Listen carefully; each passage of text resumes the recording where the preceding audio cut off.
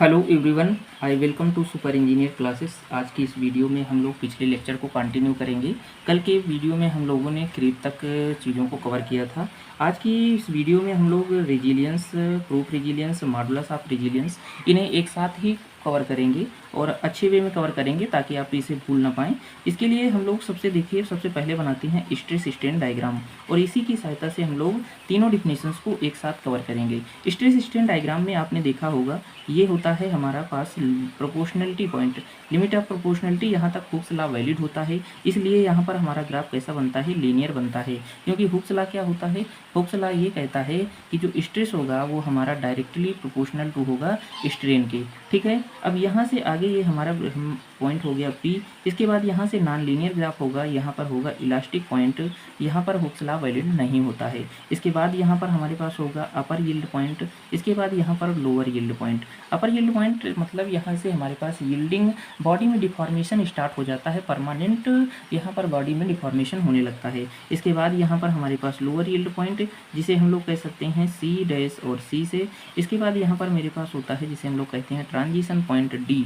ठीक है, transition point के बाद यहाँ से बॉडी हमारे पास अल्टीमेट पोजीशंस गेन करेगी और धीरे धीरे ये बॉडी कहाँ होगी, अल्टीमेट लिमिट जैसे ही क्रॉस करेगी, इसे हम U रिप्रेजेंट करेंगे तो बॉडी धीरे धीरे ब्रेक होना स्टार्ट करेगी और ये फ्रैक्चर पॉइंट पर आते आते ये धीरे धीरे ब्रेक हो जाएगी। ठीक है, इसे हम लोग लेते हैं ओरिजिन पॉइंट O। अब हमें समझना है डिफिनेशंस रेजिलियंस की। रेजिलियंस क्या होता है, देखिए यहाँ तक हमारे पास होती है इलास्टिक लिमिट, इलास्टिक लिमिट। अच्छा, मान लीजिए ये कोई बॉडी है, इसको जब मैं ब्रेक करता हूँ, ठीक है, तो ये जो मैं इस पर एनर्जी लगा रहा हूँ तो ये एनर्जी धीरे धीरे इस पर स्टोर हो रही है, लेकिन धीरे धीरे जैसे ये एनर्जी इसकी एनर्जी के बराबर होगी और इससे अधिक होगी तो ये बॉडी तुरंत क्या होगी, ब्रेक हो जाएगी। तो वही चीज़ है कि जब मैं यहाँ तक एनर्जी है, अभी भी यहाँ पर क्या हो रहा है, स्ट्रेस डायरेक्टली स्ट्रेन आ रहा है, तो ये बॉडी जितना मैं यहाँ पर स्ट्रेस लगा रहा हूँ इसमें स्ट्रेन आ रहा है। लेकिन यहाँ पर अगर इलास्टिक लिमिट के अंदर की बात करता हूँ, इतनी एनर्जी इसमें स्टोर होती है तो वो हमारी कहलाती है रेजिलियंस। क्या होती है, रेजिलियंस। इसकी डिफिनेशन की बात करता हूँ तो ये कहते हैं कि मैक्सिमम जो स्ट्रेन एनर्जी एब्जॉर्ब होती है विद इन इलास्टिक लिमिट, शब्द पर ध्यान दीजिएगा, विद इन इलास्टिक, ये इलास्टिक लिमिट है, इसके अंदर विद इन इलास्टिक लिमिट जो भी एनर्जी स्टोर हो रही है उसे हम रेजिलियंस के नाम से जानते हैं। अच्छा, इसमें ये याद रखना कि रेजिलियंस को ही हम लोग स्ट्रेन एनर्जी के रूप में कहते हैं। स्ट्रेन एनर्जी क्या बोलते हैं, स्ट्रेन एनर्जी कहे या रेजिलियंस कहे। अगर मैं इसे हाईलाइट करूं तो ये जो हमारे पास इतने यहाँ तक एनर्जी का जो स्टोरमेंट हुआ वो हमारे क्या कहलाता है, रेजिलियंस कहलाता है। ठीक है, इसके आगे हम लोग देखते हैं कि प्रूफ रेजिलियंस क्या है। देखिए, प्रूफ रेजिलियंस क्या होता है कि मैंने कहा कि यहाँ विद इन इलास्टिक लिमिट, लेकिन अगर कहे एट इलास्टिक पॉइंट, अर्थात यहाँ तक इलास्टिक पॉइंट या टिल इलास्टिक पॉइंट तक क्या मैक्सिमम स्टोर एनर्जी नहीं हो सकती है क्या? यहाँ तक जितनी भी चीज़ें हैं उसमें मैक्सिमम जो एनर्जी स्टोर हो सकती है विद इन इलास्टिक पॉइंट तक तो हमारा क्या था, रेजिलियंस था। लेकिन एट इलास्टिक पॉइंट, तो इसकी डिफिनेशन अगर मैं कहूँ तो ये कहेंगे maximum energy stored in a body till कहे या एट कहे elastic limit called proof resilience. मतलब यहाँ तक हमारे पास रेजिलियंस होगा, लेकिन इसके अंदर क्या होगा, यहाँ तक हमारे पास क्या होगा, प्रूफ रेजिलियंस होगा, लेकिन इसके अंदर अगर मैं कहता हूँ तो वो हमारे रेजिलियंस होगा। अगली डिफिनेशन हमारी है मॉडुलस ऑफ रेजिलियंस। देखिए, मॉडुलस ऑफ रेजिलियंस क्या होता है। मॉडुलस ऑफ रेजिलियंस की अगर मैं बात करता हूं तो इसे मॉडुलस ऑफ रेजिलियंस जो होता है ये प्रूफ रेजिलियंस, यहाँ तक जो एनर्जी स्टोर किया गया, proof resilience per unit volume. अच्छा, इसकी तीन डिफिनेशंस हैं, तीनों डिफिनेशंस को हम लोग देखेंगे कैसे। देखिए, proof resilience per unit volume statement में इसकी डिफिनेशंस क्या देता है, प्रूफ रेजिलियंस की यहाँ पर क्या दे देगा, डिफिनेशन दे देगा। क्या दे देगा, कहेगा कि maximum strain energy stored in a body till elastic point पर यूनिट वॉल्यूम। क्या इसमें कोई दिक्कत, बात तो वही है ना कि maximum strain energy stored in a body in till elastic point, ये हो गया proof resilience per unit volume. क्या डिफिनेशंस वही है ना, केवल घुमा करके पूछने का तरीका है। अच्छा, तीसरी डिफिनेशंस क्या कहता है, तीसरी डिफिनेशन अभी तक हमने देखा कि यहाँ तक हमने यहाँ पर एनर्जी स्टोर को जो बात की थी वो हमने कहा था रेजिलियंस, लेकिन जो यहाँ तक का एरिया होता है, अगर इलास्टिक पॉइंट तक का एरिया की बात करता हूँ तो इसे हम लोग कहते हैं मॉडुलस ऑफ रेजिलियंस। तो क्वेश्चन आपसे यहाँ पर ये डिफिनेशंस कुछ इस प्रकार से देगा, तो ये डिफिनेशंस कहेगा in stress strain diagram the area under stress strain diagram within elastic limit या till elastic limit is called, क्या कहेगा, मॉडुलस ऑफ रेजिलियंस। तो इस डिफिनेशंस को हम लोग देख लेंगे, लिखेंगे it is area under stress strain diagram till elastic point. ठीक है, ये हमारी 3 डिफिनीशंस यहाँ पर निकल कर आती हैं। इन्हें अगर हम हाईलाइट कर लें तो देखिए ये हमारे पास modulus of resilience, proof resilience per unit volume, और इस हिसाब से आगे हम लोग देखेंगे कि maximum strain energy stored in a body per unit volume.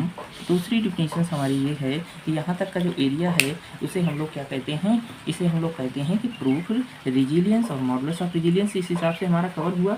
आगे अब हम लोग देखते हैं, क्योंकि पिछले से लेक्चर्स में हमने देखा था, अब देखिए आगे हमने पिछले लेक्चर में कवर किया था टफनेस, लेकिन मॉडुलस ऑफ टफनेस अभी हमारा रह गया था। तो हम लोग देखेंगे यहाँ पर modulus of toughness, modulus of toughness क्या देखेंगे, मॉडुलस ऑफ टफनेस। देखिए मॉडुलस ऑफ टफनेस की बात हम लोग करते हैं तो हम लोग मॉडुलस ऑफ टफनेस को यहीं पर देख लेते हैं। देखिए मॉडुलस ऑफ टफनेस क्या होता है, टफनेस पर यूनिट वॉल्यूम, इसकी भी 2 डिफिनीशंस देता है। टफनेस पर यूनिट वॉल्यूम को मॉडुलस ऑफ टफनेस कह सकते हैं। टफनेस क्या था, यहाँ तक अगर फ्रैक्चर पॉइंट तक एनर्जी का स्टोर की बात करता हूँ, अगर यहाँ तक एनर्जी स्टोरमेंट की बात करता हूँ तो ये हमारे पास क्या कहलाता था, ये हमारा टोटल जो यहाँ तक एनर्जी स्टोर की बात करेंगे तो ये टोटल ये हमारे पास क्या था, टफनेस था। लेकिन इसे टफनेस पर यूनिट वॉल्यूम जो होता है मॉडुलस ऑफ टफनेस होता है। लेकिन दूसरी डिफिनीशन सेम इसी की तरह, जैसे अगर मैं कहूँ कि इन stress strain diagram area with in कहें या टिल कहें फ्रैक्चर पॉइंट तक जो हमारा होगा वो क्या होगा, मॉडुलस ऑफ टफनेस होगा। तो आपसे ये कहेगा कि area under stress strain diagram within या till fracture point is called तो मॉडुलस ऑफ टफनेस। इन डिफिनीशंस में बहुत सा डाउट होता है जिसे हम उम्मीद करते हैं कि समझ में आया होगा। ठीक है, अब आगे हम लोग बढ़ते हैं अगली कुछ डिफिनीशंस की ओर। अगला हमारा है डिफिनीशन जिसे हम लोग कहते हैं रिलैक्सेशंस। क्या होता है, रिलैक्सेशंस। देखिए रिलैक्सेशन समझने के लिए हम लोग एक एग्जांपल लेते हैं। सभी के घरों में हम लोग क्या करते हैं, छत में एक ऐसी सी डोरी बांध के उसमें कपड़े फैलाते हैं। लेकिन हम लोग क्या करते हैं, इसमें जैसे ही कपड़े टांगते हैं तो इसमें एक कांस्टेंट लोड आता है, धीरे धीरे ऐसे हमारे पास कांस्टेंट लोड आता है। धीरे धीरे कांस्टेंट लोड के साथ साथ ये क्या होती है, जो हमारा बार होती है या तार होता है धीरे धीरे बेंड होता है वायर। तो इसे हम लोग क्या करते हैं, इसे धीरे धीरे जो इसमें स्ट्रेस आ रहा है, एक कंटिन्यूट स्ट्रेस आने की वजह से, कांस्टेंट स्ट्रेस की आने से कुछ यहाँ पर स्ट्रेन आ जाती है। क्या आ जाती है, स्ट्रेन आ जाती है। स्ट्रेन आएगी क्यों, क्योंकि ये धीरे धीरे बेंड होगा। तो यही होता है रिलैक्सेशन का मतलब होता है कि reduce stress over a time period with constant strain is called relaxations। धीरे धीरे यहाँ पर constant strain आना प्रारंभ होगी, इसे ही हम लोग कहेंगे relaxations। लिखने की अगर डिफिनीशंस की बात करता हूँ तो मैं लिख लेता हूँ यहाँ पर कि reduce stress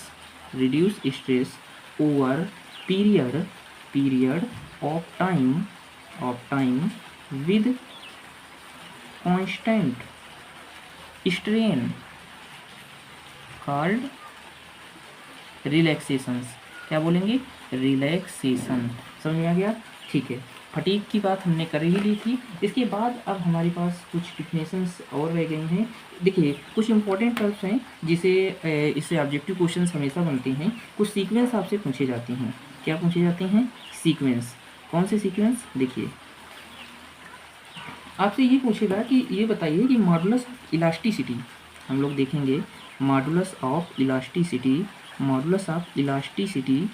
का जो सीक्वेंस पूछा जाता है कुछ आपको देगा, जो कि हमारे जो स्टैंडर्ड बुक हैं उसमें से ये दिए हुए हैं। तो इसमें जो मॉडुलस ऑफ इलास्टिसिटी की बात करते हैं तो सबसे ज़्यादा स्टील की होती है।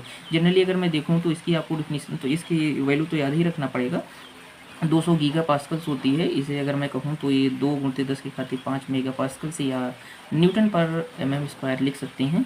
इसके आगे जो हमारे पास होगी, इसके आगे जो होगा वो होगा कॉपर का, कॉपर के बाद हमारा होगा ग्लास का, ग्लास के बाद होगा एल्युमिनियम का, एल्युमिनियम के बाद हमारे पास होगा जाकर के वुड का। तो ये हमारे पास याद रखना है आपको ये सीक्वेंस, जिससे किसका सीक्वेंस, जैसे मैं हाईलाइट करता हूँ, मॉडुलस ऑफ इलास्टिसिटी का जो सीक्वेंस होगा स्टील, कॉपर, ग्लास, एल्युमिनियम और वुड। ठीक है। दूसरा जो हमारा सीक्वेंस होगा वो सीक्वेंस हम लोग बताने वाले हैं कोफिशिएंट, थर्मल कोफिशिएंट। ठीक है। हमारे पास क्या होगा, coefficient of the thermal expansions, coefficient of thermal expansions. Coefficient of thermal expansions इस प्रकार से होगा। इसमें आपको याद रखने की मैं ट्रिक भी बता देता हूँ।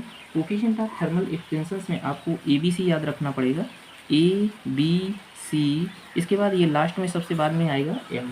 ठीक है। तो इसके लिए आपको याद रखना पड़ेगा A से एल्यूमिनियम, A से एल्यूमिनियम, B से ब्रास, B से ब्रास, C से कॉपर, C से कॉपर और S कर दीजिए यम से मतलब माइल्ड स्टील या स्टील कर लीजिएगा, कुछ भी जो भी आप लिखना चाहें लिख सकते हैं। ठीक है। तो ये हमारा दूसरा सीक्वेंस होता है जिसे हम लोग coefficient of the thermal expansions का हुआ।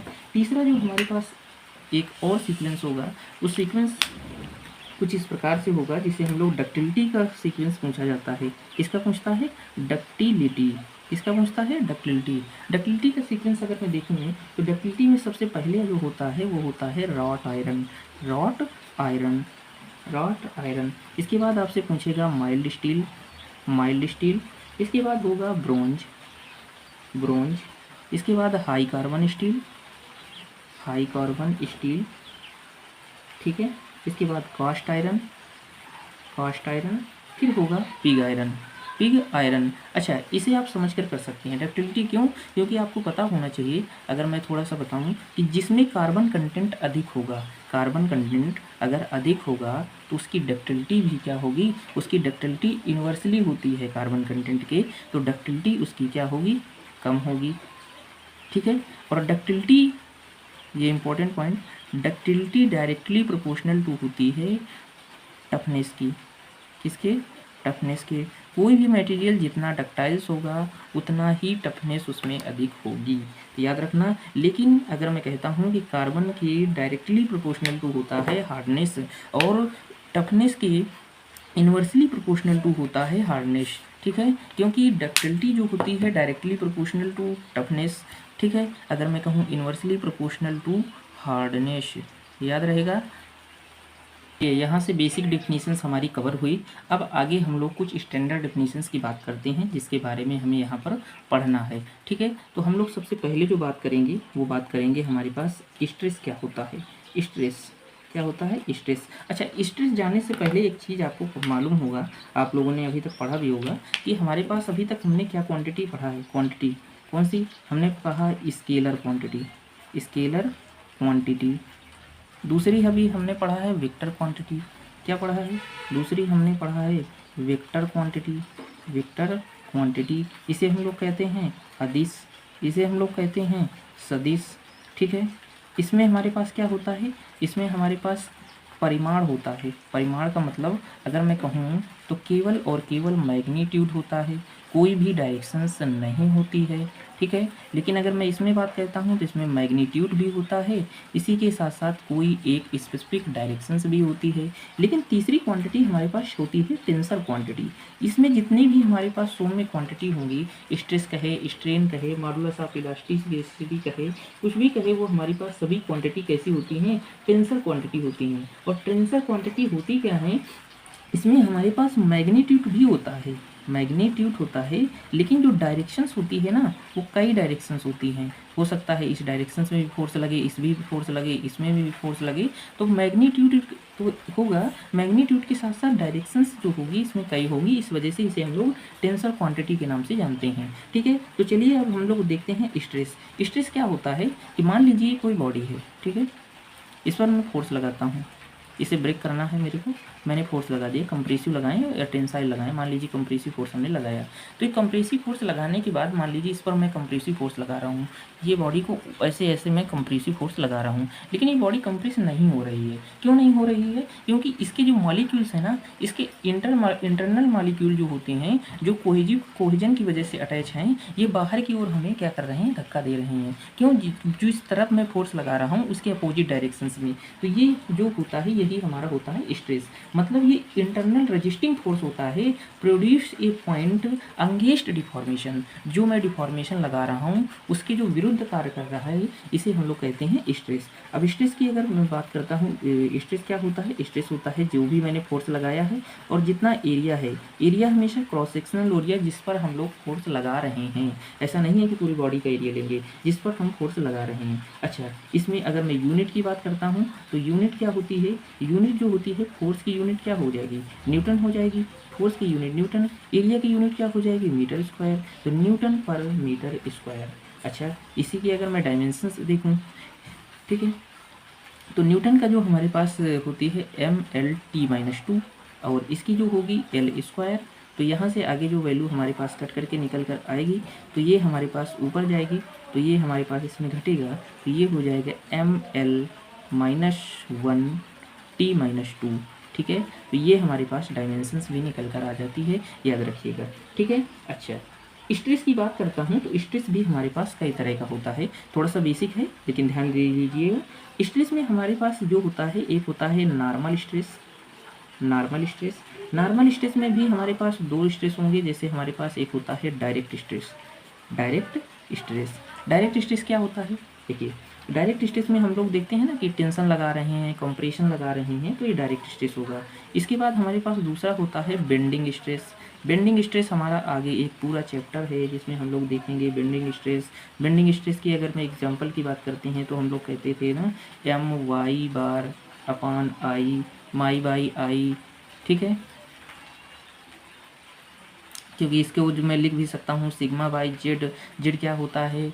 सेक्शन मॉडुलस, क्योंकि जेड बराबर होता है I/Y। ये हम लोग आगे डिटेल में जानेंगे, केवल आपको इतना याद रखना है अभी के लिए कि नॉर्मल स्ट्रेस दो तरह का, डायरेक्ट स्ट्रेस और बेंडिंग स्ट्रेस। ठीक है। दूसरा जो हमारे पास होता है, दूसरा नंबर होता है जिसे हम लोग कहते हैं शियर स्ट्रेस। क्या बोलते हैं? Shear stress. शियर स्ट्रेस भी हम लोग दो तरह से होगा। शियर स्ट्रेस का भी हमारे पास एक प्राइमरी शियर स्ट्रेस होता है। कौन सा होता है? प्राइमरी शियर स्ट्रेस होता है। प्राइमरी शियर स्ट्रेस, इसका भी हमारे पास एक पूरा चैप्टर है। दूसरा है torsional shear stress. Torsional shear stress, इसका भी हमारे पास एक पूरा चैप्टर है, इसको भी हम लोग डिटेल में देखेंगे।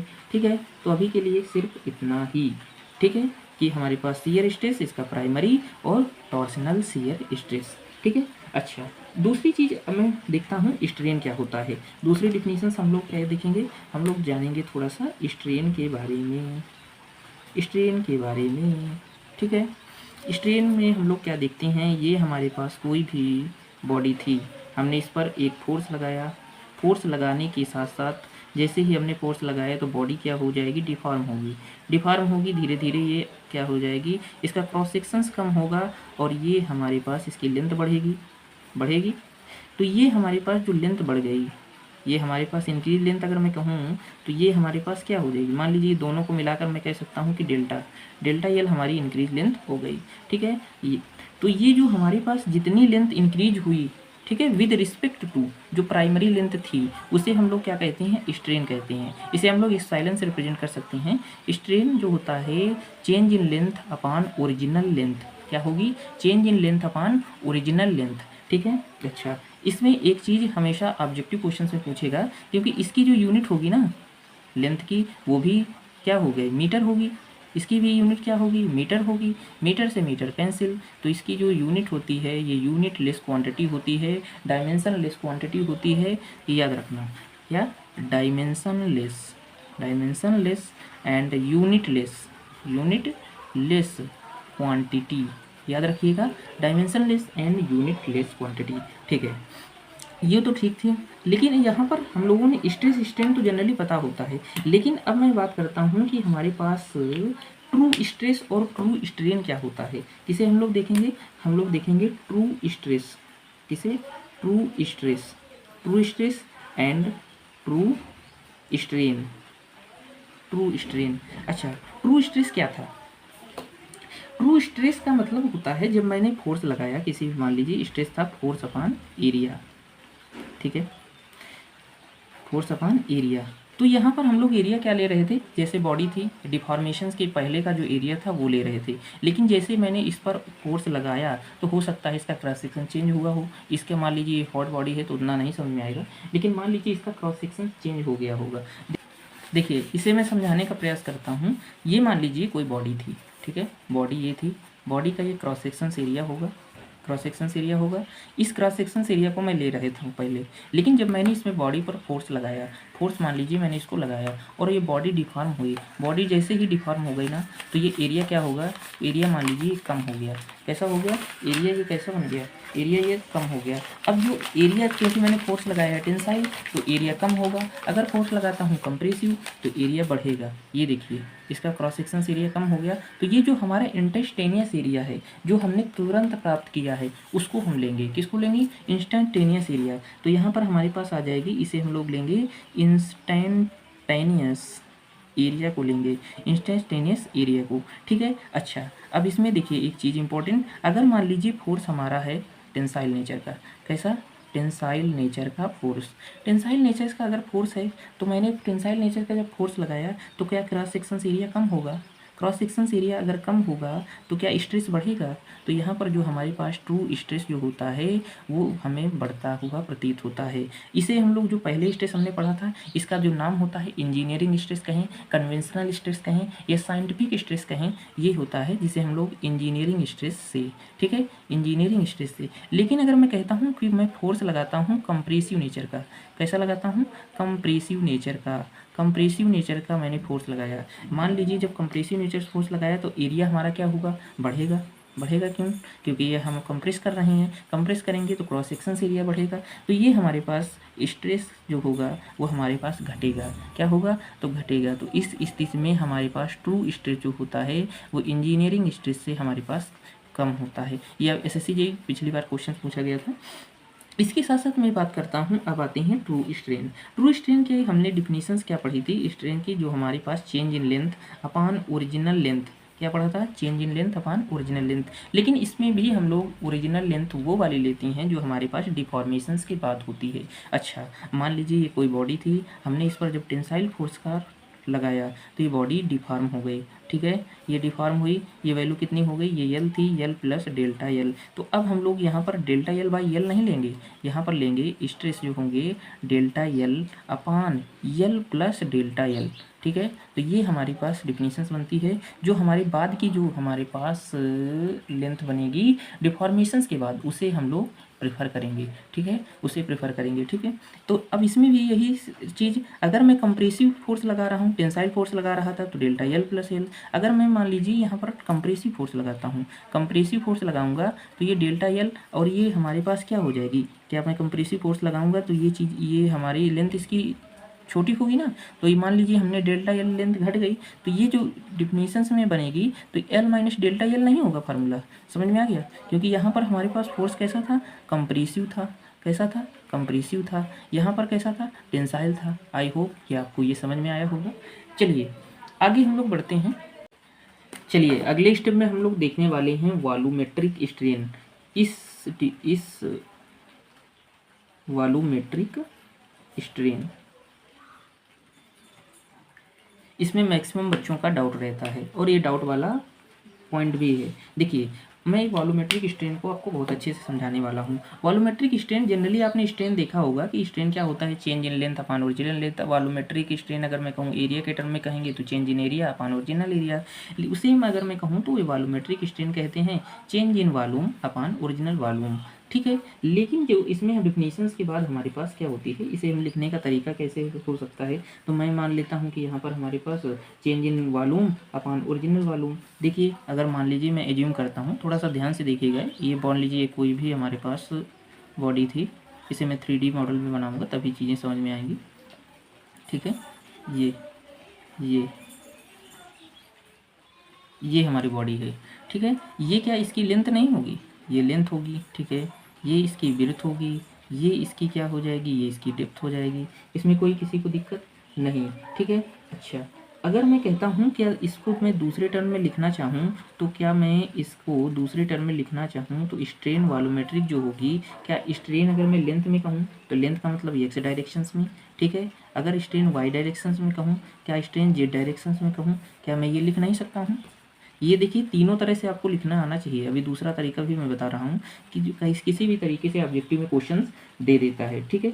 अच्छा, दूसरा मैं एक चीज़ आपको याद रखना पड़ेगा कि देखिए जो स्ट्रेन होता है ये एक्स डायरेक्शंस का स्ट्रेन, ठीक है। अच्छा, जनरली आपने एक चीज़ देखा होगा कि जो स्ट्रेस मॉडुलस ऑफ इलास्टिसिटी होता है ये stress directly proportional to strain होता है। क्या होता है, stress directly proportional to strain होता है। इसे हम आगे चर्चा करेंगे क्योंकि आगे हमारे डिफिनीशंस हैं उनमें हम लोग देखेंगे। तो यहाँ से जो हमारे पास स्ट्रेन क्या निकल कर नहीं आएगा, स्ट्रेन क्या आ जाएगा, stress upon modulus of elasticity. तो इसी तरह से हम लोग यहाँ पर लिखना होता है, ठीक है। तो यहाँ पर हम लोग कैसे लिखेंगे, वॉल्यूमेट्रिक स्ट्रेन जो होगा वो हमारे पास एक्स डायरेक्शंस का, तो हमारे पास stress x directions upon E plus stress y directions upon E plus stress z directions upon E, ठीक है, इस तरह से। और यहाँ पर वैल्यू जो हमारे पास 1 माइनस 2 म्यू और ऐड हो जाती है, जिसे हम लोग लिख सकते हैं, ठीक है। अच्छा, यहीं से अगर मैं इसको और थोड़ा सिंप्लीफाई करूँ तो sigma x plus sigma y plus sigma z upon E 1 minus 2 mu, क्या ये वैल्यू यहाँ से हम लोग नहीं देख सकते। तो ये फार्मूला आपको याद रखना पड़ेगा, इससे क्वेश्चंस भी बनता है। अच्छा, दूसरी चीज़ मैंने यहाँ पर जो स्ट्रेस से हमने लिया, स्ट्रेस हम दर्शाया नहीं, दर्शा देते हैं। देखिए स्ट्रेस मान लीजिए ये हमारे एक्स डायरेक्शंस में लग रहा था, कोई भी एक साइड दिखा दे रहे हैं, ये हमारा वाई डायरेक्शंस में लग रहा था, ठीक है, और ये हमारा जेड डायरेक्शंस में लग रहा था, ठीक है। अच्छा, एक चीज़ याद रखिएगा, जब मैं स्ट्रेस एक्स डायरेक्शंस की बात कर रहा हूँ, ये देखिए अगर मैं इसे एक्स डायरेक्शंस की बात करता हूँ तो ये क्या एक्स डायरेक्शंस में इसकी लेंथ नहीं बढ़ाएगा। तो अगर मैं एक्स डायरेक्शंस की स्ट्रेस की बात करता हूँ तो स्ट्रेस इन एक्स डायरेक्शंस क्या डेल्टा एल बाई एल नहीं होगा, डेल्टा एल बाई एल नहीं होगा। इसमें देखिएगा ये स्ट्रेस एक्स डायरेक्शन से, मान लीजिए मैं इस साइड भी लगा दूं तो क्या ये लेंथ को इंक्रीज नहीं करेगा। लेकिन अच्छा, दूसरा अगर मैं कहता हूं कि क्या स्ट्रेस अगर मैं वाई डायरेक्शन में स्ट्रेन की बात करता हूं, वाई डायरेक्शन जब स्ट्रेन लग रहा है इसके इस फिगर से देखिएगा, ये वाई डायरेक्शन क्या ऊपर की ओर नहीं लग रहा है। ये बॉडी मान लीजिए ऐसे रखी हुई है 3D मॉडल में, ये बॉडी कुछ इस प्रकार से रखी है और इस पर जो स्ट्रेस ऐसे लग रहा है, कुछ ऐसे लग रहा है ऊपर की ओर जैसे लग रहा है, तो क्या ये इसकी डेप्थ को नहीं इंक्रीज करेगा।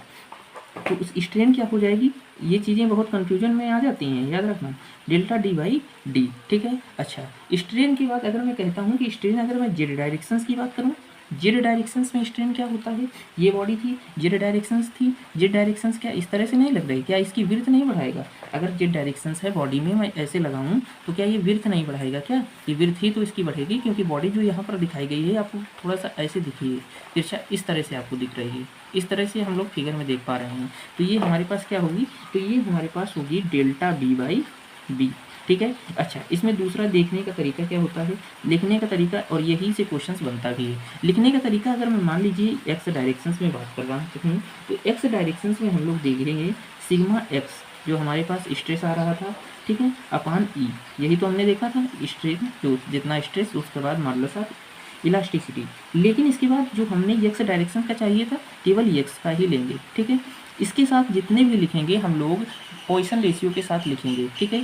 तो जो भी बचे हुए तो हमारे पास माइनस सिग्मा वाई अपान ई, ठीक है, इसके बाद minus mu sigma z upon ई हो गया एक्स डायरेक्शंस का स्ट्रेस, ठीक है। अच्छा, वाई डायरेक्शंस में हमने कहा वाई डायरेक्शन का निकालना है तो वाई डायरेक्शंस में हम म्यू नहीं लगाएंगे, बाकी सभी में म्यू लगा देंगे, ठीक है। लिखने का तरीका हमें कैसे, हमें देखिए लिखने का तरीका बता देता हूँ। ये sigma strain in Y directions है, तो वाई डायरेक्शंस में हमें पास strain in Y directions upon E लिख दीजिए माइनस, ठीक है, स्ट्रेन इन जेड डायरेक्शंस लिख लीजिए, या इसके बाद एक्स डायरेक्शन लिख दीजिए, जो भी बचा स्ट्रेन इन जेड डायरेक्शन लिख दीजिए, ठीक है। इसके बाद इसमें म्यू लगा दीजिए, केवल म्यू किसमें नहीं लगाना, वाई वाले में, ये वाई वाले में नहीं लगाना। अच्छा, जेड डायरेक्शन है तो सिग्मा जेड अपान ई, इसमें म्यू नहीं लगाना, बाकी सभी में म्यू लगा करके लिखना है, सिग्मा एक्स अपान ई। ये देखिए समझ करके ही लिखना पड़ेगा क्योंकि रटने वाली चीज़ें नहीं है, एक बार समझ लीजिएगा तो ये चीज़ें हमेशा याद बनी रहेंगी, ठीक है। अच्छा, ये तो हो गया। अच्छा, अब यहाँ से एक डायरेक्ट क्वेश्चन देखिए, इस फार्मूले को आगे हम लोग लिखते हैं। ये फार्मूला हमारा strain in volumetric sigma x plus sigma y plus sigma z upon E, ठीक है, 1 माइनस 2 म्यू। क्या दिक्कत? इसमें एक क्वेश्चन ये आएगा, अगर मैं म्यू की वैल्यू क्या मैं 0.5 ले लेता हूँ, मान लीजिए आपसे क्वेश्चन में देगा, इसे पूरा हल करने के लिए मत बैठिएगा। म्यू की वैल्यू अगर मैं 0.5 ले लेता हूँ तो क्या ये वैल्यू यहाँ पर 1 माइनस 1 नहीं हो जाएगी क्या? तो क्या ये वैल्यू कट करके 0 होगी, इनटू में 0 होगा तो क्या वॉल्यूमेट्रिक स्ट्रेन 0 नहीं हो जाएगी? क्या हो जाएगी ना? चलिए आगे। अच्छा, दूसरा आपसे टर्म तब 0 हो सकती है, मान लीजिए कोई भी स्ट्रेस है, मान लीजिए स्ट्रेस आ रहा है x direction, y direction, z direction में, हमने सभी प्लस लिए, ये कट करके 0 हो जाएगी, तो क्या वॉल्यूमेट्रिक स्ट्रेन 0 नहीं होगी? क्या हो जाएगी ना? ठीक है, आगे बढ़िएगा। देखिए हमने यहाँ पर सभी में प्लस साइन लिया है, लेकिन यहाँ पर जितने मैंने स्ट्रेस बनाए थे, ये एक्स डायरेक्शंस में, वाई डायरेक्शंस में, जेड डायरेक्शंस में, सभी क्या टेंसाइल नेचर के नहीं थे? क्या थे ना? सभी जब टेंसाइल नेचर के थे तो हमने प्लस लिया था, लेकिन अगर मैं कहूँ इनको सभी को कंप्रेसिव नेचर का कर दे तो हम लोग साइन के साथ लेंगे, अगर कंप्रेसिव हो जाएगा तो यहाँ पर माइनस के साथ वैल्यू पुट होगी, ठीक है। तो इसके साथ साथ अगर मैं यहाँ पर एक क्वेश्चंस करने का प्रयास करूँ इससे समझने के लिए, तो मान लीजिए हमारे पास एक क्वेश्चंस कह रहा है, क्वेश्चंस देख लेते हैं।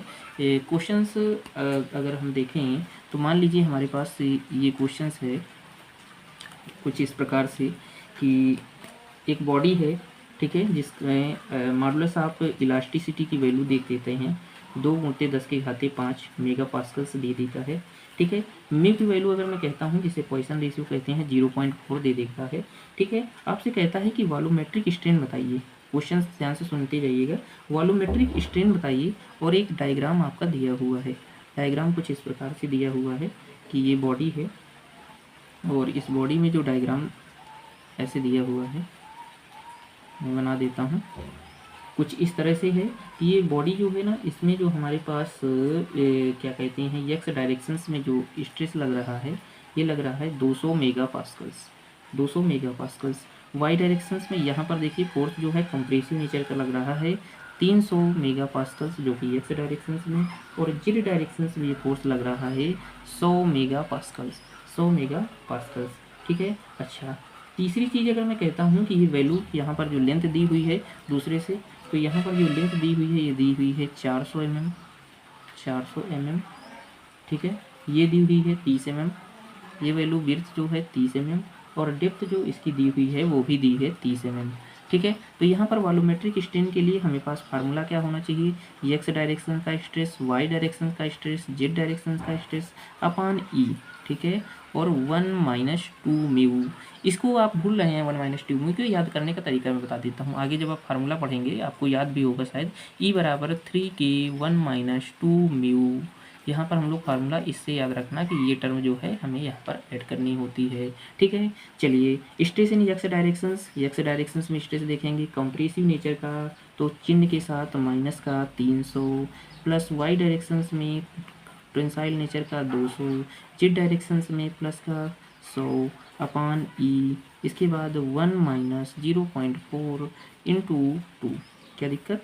अच्छा, यहाँ से देख लीजिएगा, ये प्लस का 300 माइनस का 300 क्या करके क्या यहाँ पर वॉल्यूमेट्रिक स्ट्रेन 0 आ गई, अर्थात बॉडी। अब ऑप्शन क्या दे सकता है, ऑप्शन ये कहेगा कि बॉडी में स्ट्रेन जो होगी वॉल्यूमेट्रिक स्ट्रेन 0 होगी, या इसे ये भी कह सकता है कि किसी भी बॉडी में कोई भी डिफॉर्मेशन नहीं आएगा, no deform body, no deform body. अब पता चले कि वॉल्यूमेट्रिक स्ट्रेन नहीं दिया है ऑप्शन में, अब दिया है नो बॉडी डिफॉर्म, तो आपका मतलब समझ ही नहीं आ रहा है कि करना क्या है, ठीक है। तो चलिए आगे बढ़ते हैं। इसमें हम लोग देखेंगे सबसे पहले हमारे पास modulus of elasticity, modulus of elasticity, जिसे अभी हम लोगों ने देखा था। देखिए मॉडुलस ऑफ इलास्टिसिटी क्या होता है, हमने देखा था मॉडुलस ऑफ इलास्टिसिटी ई जो होता है स्ट्रेस अपान स्ट्रेन। अच्छा, ये स्ट्रेस अपान स्ट्रेन है कैसा, नॉर्मल स्ट्रेस है, कैसा है, normal stress, normal stress upon normal strain, normal strain. अच्छा, इसकी यूनिट्स की बात कर लेता हूँ, यूनिट्स क्या होगी इसकी, यूनिट्स अगर मैं देखूँ, क्योंकि देखिए स्ट्रेस की तो यूनिट होगी न्यूटन पर mm² या मेगा पास्कल, लेकिन स्ट्रेन की यूनिट कैसी होगी, डायमेंशन लेस क्वांटिटी है, डायमेंशन लेस, तो इसकी जो यूनिट निकल के आएगी न्यूटन पर mm² आएगी। क्या इसमें कोई किसी को दिक्कत, किसी को नहीं। चलिए आगे बढ़ते हैं। दूसरी जो हमारे पास डिफिनेशंस बनती है जिसे हम लोग कहते हैं bulk modulus. Sorry, bulk modulus पढ़ने से पहले हम लोग देखेंगे मॉडुलस ऑफ रिजिडिटी, क्योंकि इसी से आप रिलेट कर सकते हैं। मॉडुलस ऑफ रिजिडिटी, रिजिडिटी इसे ही हम लोग शियर मॉडुलस के नाम से जानते हैं। शियर मॉडुलस सेम चीज़ होती है, लेकिन वहाँ पर जो नॉर्मल स्ट्रेस होता है इसे हम लोग रिप्रेजेंट किससे करते हैं, इसे रिप्रेजेंट करते हैं जी से। ठीक है, इसमें जो होता है shear stress upon shear strain, क्या होता है, shear stress upon shear strain. ठीक है, अच्छा, शियर स्ट्रेन, इसकी भी यूनिट अगर देखूँ तो स्ट्रेस की यूनिट होगी न्यूटन पर एमएम स्क्वायर, क्योंकि स्ट्रेस चाहे जो हो उसकी यूनिट तो सेम होगी। स्ट्रेन की कोई यूनिट होता नहीं, डायमेंशंस लेस है, तो इसकी भी यूनिट निकल कर आ जाएगी न्यूटन पर एमएम स्क्वायर। ठीक है, अच्छा, अगली उसमें बात करते हैं हम लोग बल्क मॉडुलस। क्या होता है बल्क मॉडुलस, बल्क मॉडुलस कैसे रिप्रेजेंट करते हैं। अब बल्क मॉडुलस होता क्या है, देखिए बल्क मॉडुलस का मतलब ये होता है कि कोई भी 3D बॉडी, कोई भी बॉडी है, ठीक है, इस पर जब हम लोग स्ट्रेस लगाएंगे कुछ इस पर फोर्स आएगा, फोर्स हम लोग लगाएंगे। मान लीजिए जब इस पर मैं फोर्स लगा रहा हूँ तो ये हमारी बॉडी रजिस्ट करेगी, जिसे हमने स्ट्रेस के रूप में जाना था। तो जो हमारे पास धीरे धीरे समय के साथ उसमें ऐसा तो है नहीं कि कांस्टेंट फोर्स लगेगा, कांस्टेंट भी लगेगा तो वो भी चेंज होगा। तो जो हमारे पास यहाँ पर चेंजमेंट आएगा इसका फोर्स का, और जो हमारे पास इसमें वॉल्यूमेट्रिक स्ट्रेन आएगी, वॉल्यूमेट्रिक चेंज आएगा, उसके रिस्पेक्ट में जो देखते हैं जिसे हम लोग कहते हैं बल्क मॉडुलस। तो bulk modulus is the ratio of the change in stress upon volumetric strain. क्या होगा, वॉल्यूमेट्रिक स्ट्रेन। इसे हम लोग ऐसे भी लिख सकते हैं, क्या, delta p upon delta v by v. क्या दिक्कत, इसको मैं क्या ऊपर ले जा सकता हूँ, तो delta p into v upon delta v लिख सकते हैं, क्या इसमें कोई दिक्कत। अच्छा, इसे हम लोग ये भी तो लिख सकते हैं, इसे अगर यहाँ से देखा तो यहाँ पर P2 upon P1 upon row we. किसी को कोई दिक्कत, किसी भी तरह से लिखिए, इसे चेंज करके आपको लिखना आना चाहिए। ठीक है, चलिए आगे हम लोग बढ़ते हैं कि आगे हमारे इन चीज़ों से रिलेटेड कुछ हमारे पास यहाँ पर रिलेशंस होते हैं, और ये रिलेशंस आपको हमेशा याद होने चाहिए। कुछ चीज़ें आप भूल सकते हैं, लेकिन ये रिलेशंस किसी भी तरह से नहीं भूलेंगे, क्योंकि ये रिलेशन से हर बार एसएससी जेई हो, कोई भी जेई हो, आरआरबी जेई हो, एसएससी जेई हो, या किसी भी स्टेट जेई हो, इससे हमेशा क्वेश्चंस बनता ही बनता है। इस बार एसएससी जेई 2024 में 2 शिफ्ट में क्वेश्चंस बना, कैसे बना हम बताते हैं। ये देखिए, इसमें कुछ रिलेशंस हैं। इसमें पहला रिलेशंस अगर मैं देखते हैं, मोस्ट इंपॉर्टेंट रिलेशंस, ई बराबर 3k1 - 2 म्यू। क्या होता है, ई बराबर 3k1 - 2 म्यू। अच्छा, एक चीज़ आपको पता होनी चाहिए, आगे हम बताएंगे, जिसे हम लोग पॉइसन रेशियो की जो रेंज होती है ना, 0 से 0.5 होती है। क्या होती है, 0 से, ये होती है कॉर्क के लिए, ये होती है रबड़ के लिए, आगे हम लोग देखेंगे। लेकिन यहाँ पर हमारे पास, तो यहाँ पर मैं म्यू की वैल्यू अगर 0 रख देता हूँ, म्यू की वैल्यू 0 रखूँगा तो ये टर्म 0 होगी, ये टर्म 0 होगी, तो यहाँ पर के की वैल्यू क्या आ जाएगी, E/3 आ जाएगी। क्या दूसरे टर्म पे हम रखेंगे 0.5 रखेंगे, वैल्यू 1 हो जाएगी, तो यह ई की वैल्यू, तो यहाँ पर जो हमारे पास के की वैल्यू टोटल 0 हो जाएगी। तो यहाँ से जो हमारे पास क्वेश्चन बनता है, पूछेगा के की वैल्यू कितनी होगी, तो के की वैल्यू होती है E/3। क्या होती है, E/3। ये 2023 में क्वेश्चन आया था एसएससी जेईई में। ठीक है, अच्छा 2024 में कैसा आया, देखिए दूसरा हमारा रिलेशंस क्या है, दूसरा रिलेशंस हम लोग देखेंगे। दूसरा रिलेशंस कहता है E बराबर 3k1 - 2 म्यू। ठीक है, तो ये तो हमारा हो गया। E बराबर 2g जो सीयर मॉडुलस के टर्म में होता है, U1 प्लस म्यू। ठीक है, म्यू की वैल्यू फिर वही 0 रखेंगे तो ये टर्म हो जाएगी g। तो यहाँ से जो वैल्यू आ जाएगी हमारे पास, g की वैल्यू कितनी हो जाएगी, E/2। ठीक है, इसके बाद रख दीजिए म्यू बराबर 0.5 रखेंगे तो ये 0.5 होगी, ये जुड़ेगा, ये हो जाएगा 1.5 हो जाएगा, और यहाँ से जी की वैल्यू जो हो जाएगी E/3। तो यहाँ से इस बार का क्वेश्चन है, हाल ही का 2024 का, इसकी जो रेंज पूछा था तो ये था E/3 टू E/2। ठीक है, क्यों इसे 3 को हम लोग पहले क्यों लिखेंगे, क्योंकि ये टर्म छोटी है, क्योंकि डिवाइडेड में है ना, इस वजह से ये टर्म छोटी होगी। यहाँ पर जितनी बड़ी वैल्यू होगी ऊपर जाने पर उतनी ही छोटी वैल्यू देगा। ठीक, अच्छा तीसरा जो फार्मूला होगा वो इन दोनों के रिलेशन से निकलता है, और वो तीसरा जो हमारा पास फार्मूला बनता है वो बनता है जाकर के E बराबर 9 kg/3k + g। के क्या है, बल्क मॉडुलस, जी क्या है, शियर मॉडुलस। ठीक है, इसको याद रखिएगा। और चौथा जो फार्मूला हमारा बनता है वो चौथा फार्मूला कुछ इस प्रकार से बनता है, जो पॉइसन रेशियो का बनता है। इसे अगर याद करने के लिए ये 3k माइनस 2g अपान 6k प्लस 2g। अच्छा, इसे अगर याद रखने के लिए आप ऐसे याद रख सकते हैं, इसे हम लोग k माइनस जी अपान k प्लस जी और इसे 32 इस तरह से याद करने के लिए लिख सकते हैं। ठीक है, यहाँ से चीज़ें, ठीक है। अब यहाँ से जो हमारे पास एक रिलेशन से ये बनता है कि जो ई की वैल्यू होती है वो हमेशा के की वैल्यू फिर जी की वैल्यू, ये हमारे पास इसमें रिलेशंस होता है। इस रिलेशंस को याद रखिएगा। ठीक है, इस वीडियो में फ़िलहाल इतना ही। अब आगे के लेक्चर पे हम लोग आगे की चीज़ों को कंटिन्यू करेंगे। कल की चीज़ों में हम लोग Poisson ratio, stress strain diagram को डिटेल्स में कवर करेंगे। दोस्तों, ये वीडियो आपको कैसा लगा कमेंट में ज़रूर बताएं तथा चैनल को सब्सक्राइब तथा वीडियो को लाइक कर लीजिए। धन्यवाद।